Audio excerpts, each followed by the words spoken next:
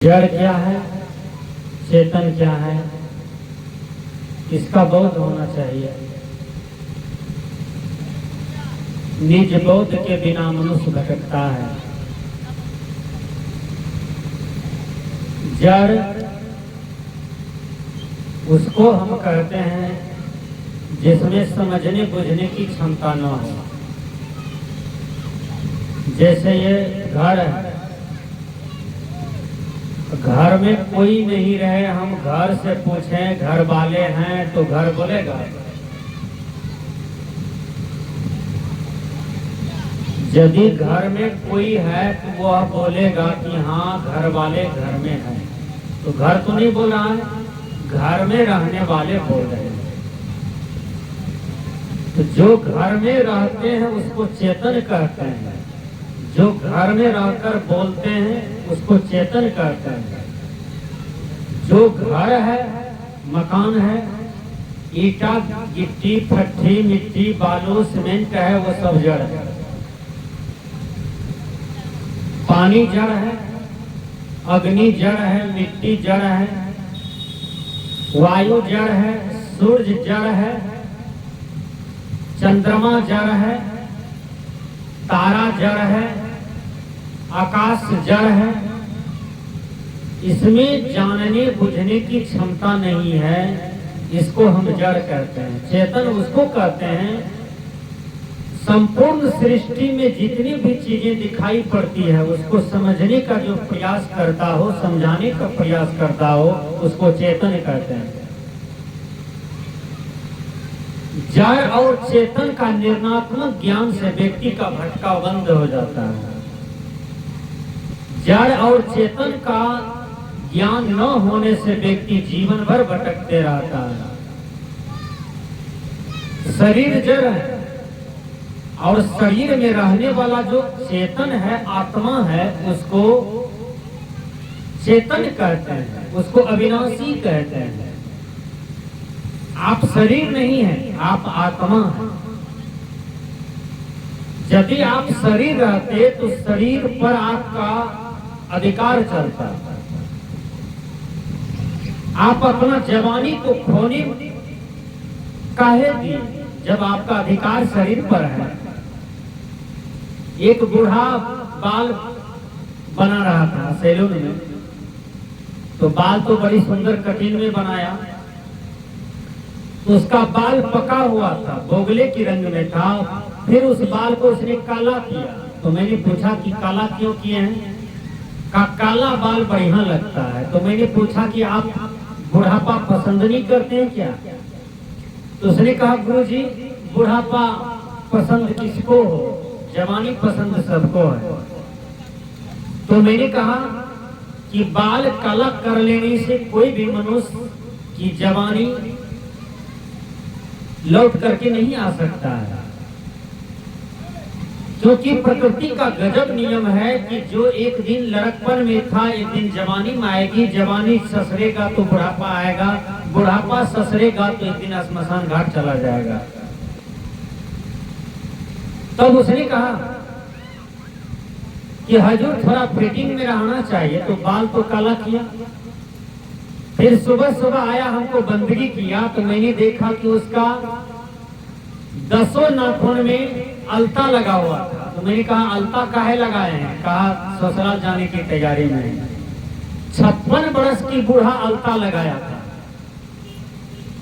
तो मैंने कहा कि देखिए ये शरीर का फिटिंग का मतलब है कि आप शरीर भाव में अब तक जी रहे हैं, आप साधना भाव में नहीं जी रहे हैं। जो साधना भाव में जिएगा तो वह शरीर की सजावट में नहीं जा सकता है।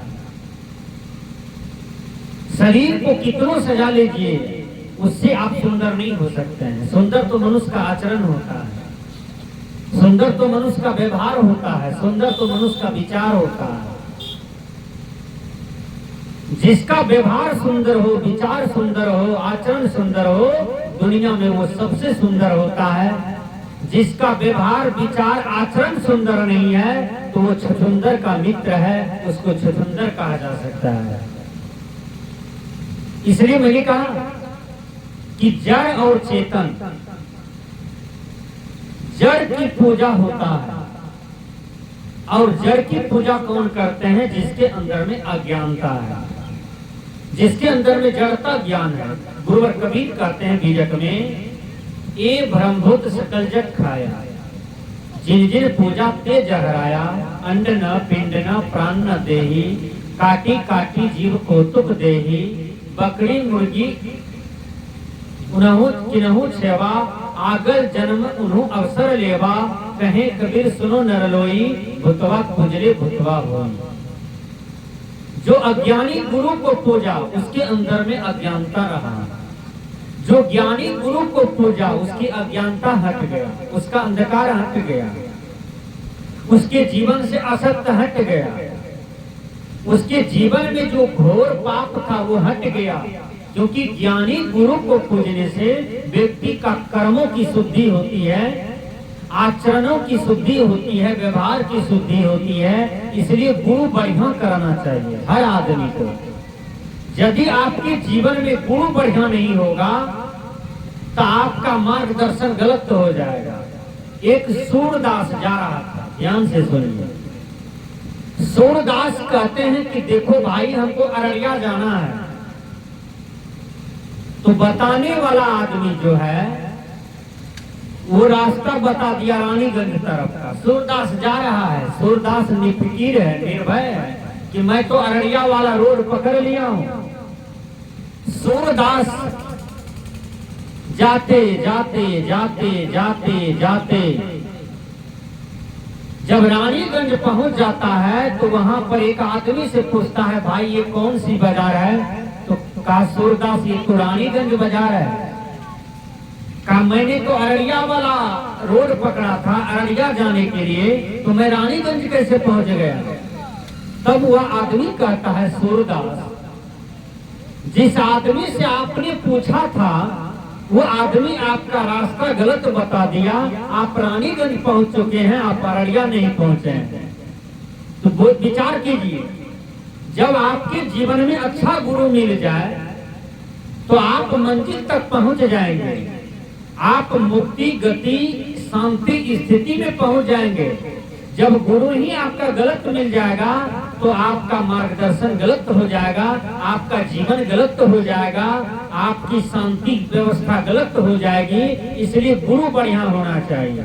रामायणकार कहते हैं, गुरु गुरु कही सब विश्व पुकारे, गुरु सोई जो घर में विचारे, बहुत गुरु हैं अस जग माही, हरे द्रव्य भव दुख को नाही, तासे प्रथम परीक्षा कीजे, पीछे शिष्य दीक्षा लीजे। कहते हैं पहले परीक्षा करो तब गुरु भेद जा करके लो।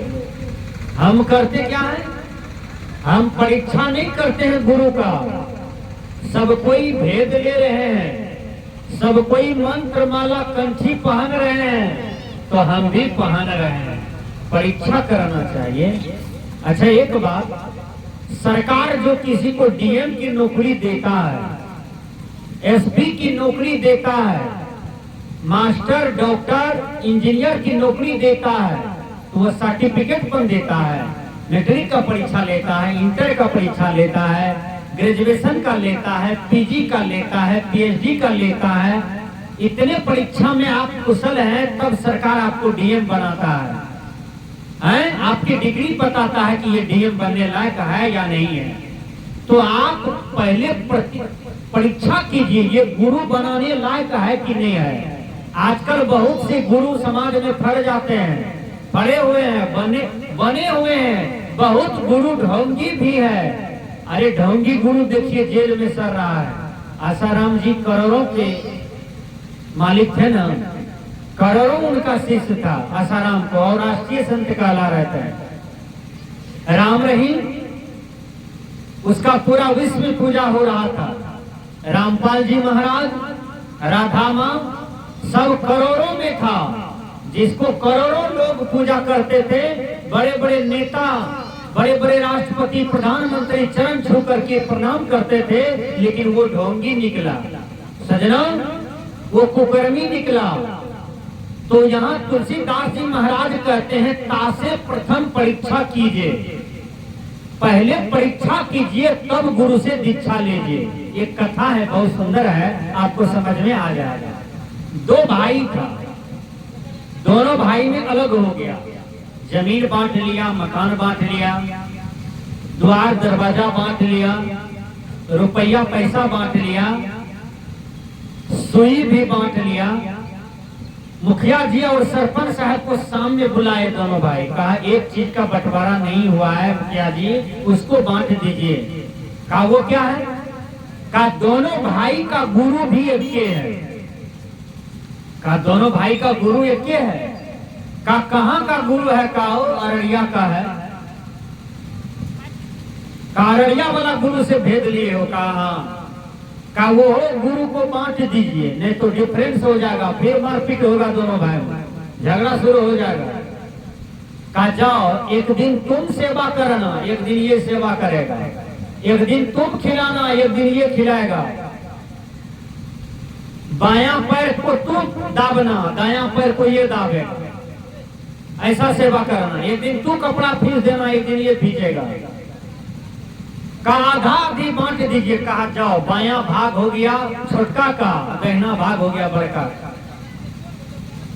दोनों भाई में रूसा फूली चल रहा था, दुराव कटराव चल रहा था। गुरु महाराज को क्या मालूम कि दोनों भाई हमको भी बांट लिया है।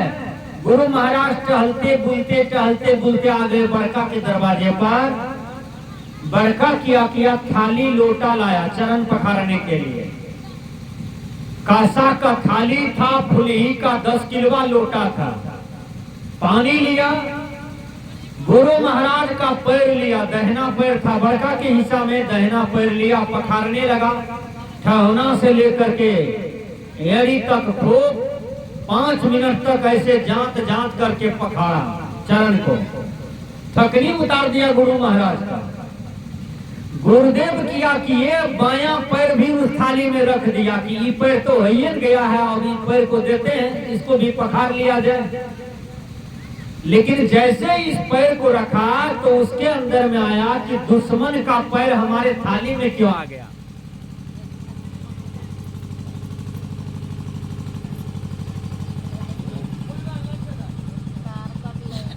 हेलो, नहीं लाइन में दे। हेलो, दुश्मन का पैर हमारे थाली में क्यों आ गया? विचार कीजिए। वो फुलही का जो 10 किलोवा लोटा था, वो लोटा से 7-8 लोटा मारते रह गया वो पैर में, बायां पैर में। 7-8 लोटा जो मारा तो गुरु महाराज दर्द के मारे थर-थर कांपने लगे और दरवाजे पर से भागे। दरवाजे पर से जो भागे तो आया छोटका के दरवाजे पर। छोटका दौड़ करके कुर्सी लाया। कहा गुरुदेव क्या हुआ, थर-थर कर रहे हैं? कहा पहले कुर्सी दो बैठने के लिए। कुर्सी दिया। तब कहा कि देखो, हम तो उसके यहाँ बैठे हैं, मेरा चरण पखारा गया, एक पैर पखार लिया, दूसरा पैर जो रखे तो फुल ही लोटा से 7-8 लोटा मारा है हमको पैर में। तब वो छोटका कहता है कौन पैर में मारा है गुरु महाराज? कहा बायां पैर में। कहा दर्द तो वो तो हमारा हिस्सा में है, वो पैर काहे दे दिए उसके थाली में? कहा तुम लोग बंटवारा किए हो गुरु महाराज का? कहा हाँ गुरु महाराज, हम लोग मुखिया सरपंच के सामने में बंटवारा कर लिए हैं, आपको भी। कहा गुरु महाराज आप झूठ नहीं बोलते हैं, सच बोलिए, कई लोटा मारा है? कितना लोटा मारा इसमें? कहा 8 लोटा मारा है इस पैर में। कहा ठीक है, 8 लोटा ने मारा है, उसका हिस्सा में दाहिना पैर ने है, वो पैर तो हमारे दरवाजे पर आया है, उसका पैर को हम कुल्हाड़ी से काटेंगे, कुल्हाड़ी से। आप बैठिए चुपचाप। गया अंदर कुल्हाड़ी के लिए। गुरु महाराज कहा मंगनी में मेरा प्राण चल जाएगा, यहाँ से भागने में फायदा है। बस भागते मकई खेत में घुस गया। वो कहता है रुको गुरु महाराज, रुको, बदला तो कम से कम लेने दीजिए। आन्हर गुरु बहिर चेला, दोनों नरक में ठेलम ठेला। देखिए, इसलिए मैं कहता हूं कि गुरु जब भी करें तो ता से प्रथम परीक्षा कीजिए, अब पीछे शिष्य हुए दीक्षा लीजिए। आज कुछ लोग कहते हैं भगवान भगवान को हो पाप कट जाएगा, हैं? लेकिन साल भर पाप करते रहो। श्री राम को पाप कट जाएगा, महादेव महादेव बोलो पाप कट जाएगा, लेकिन साल भर पाप करते रहो।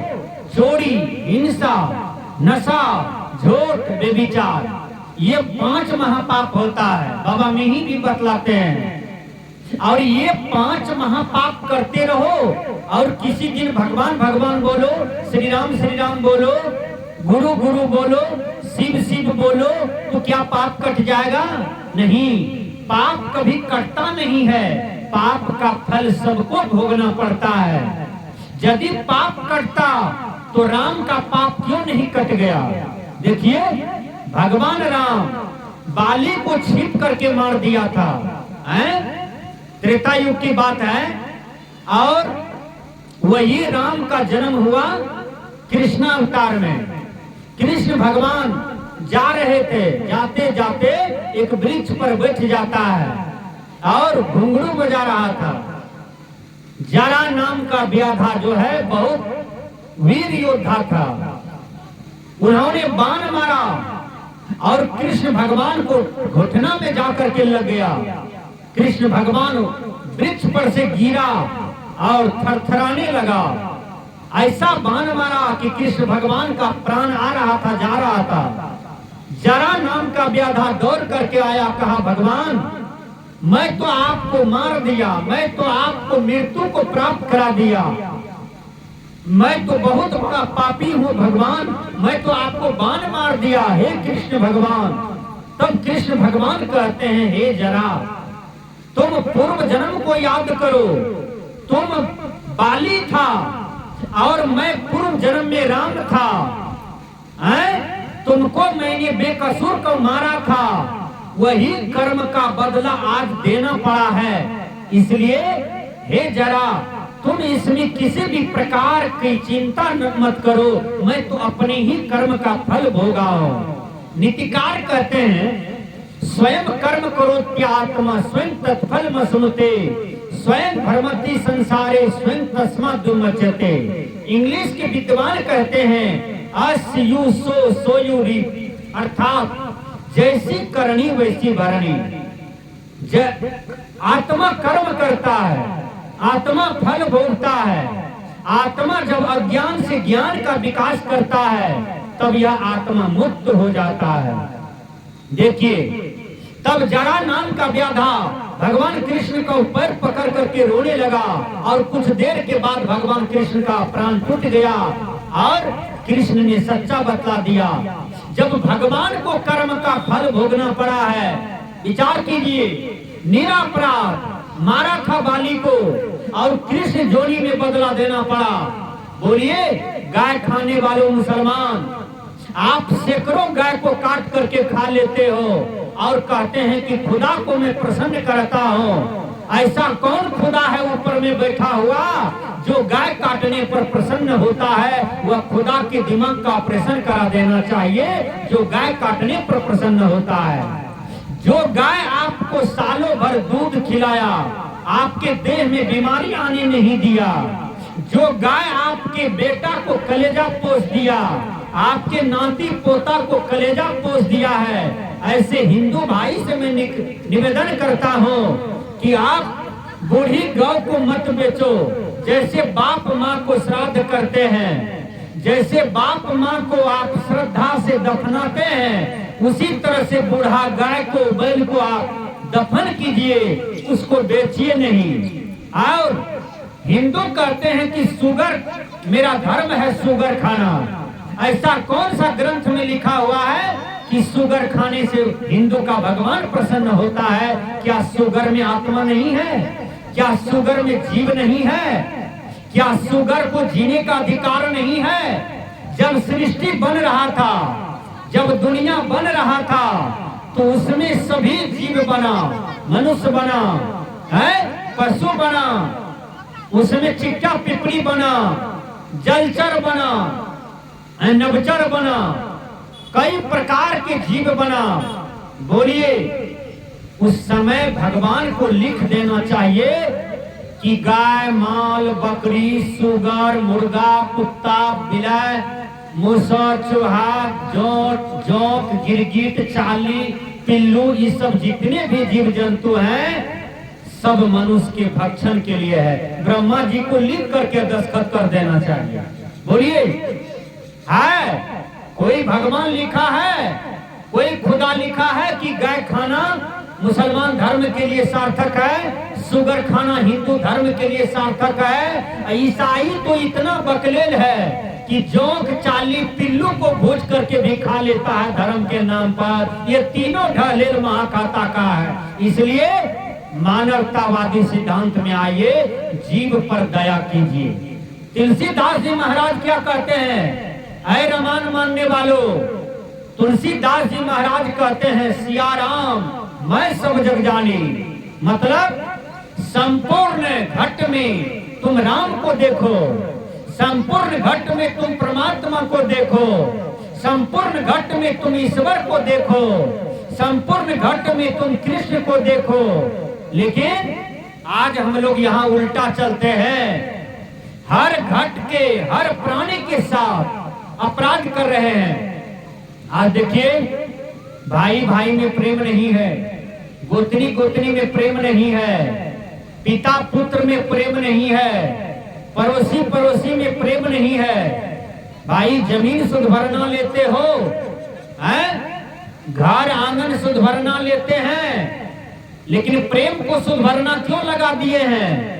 फिर भाई नहीं मिलेगा मरने के बाद। हैं जिंदे जी विचार कीजिए, मर जाइएगा, चले जाइएगा, भाई मिलेगा? नहीं मिलेगा। भाई बहन माता पिता एक ही बार इंसान को मिलता है। इसलिए 4 चीज से ईश्वर कहते हैं प्यार करने के लिए। वो क्या है? माता पिता, भाई बहन, पत्नी हजारों मिल जाएंगे, है पत्नी के चलते आप भाई बहन माता पिता को भी लात मार करके अलग कर देते हैं।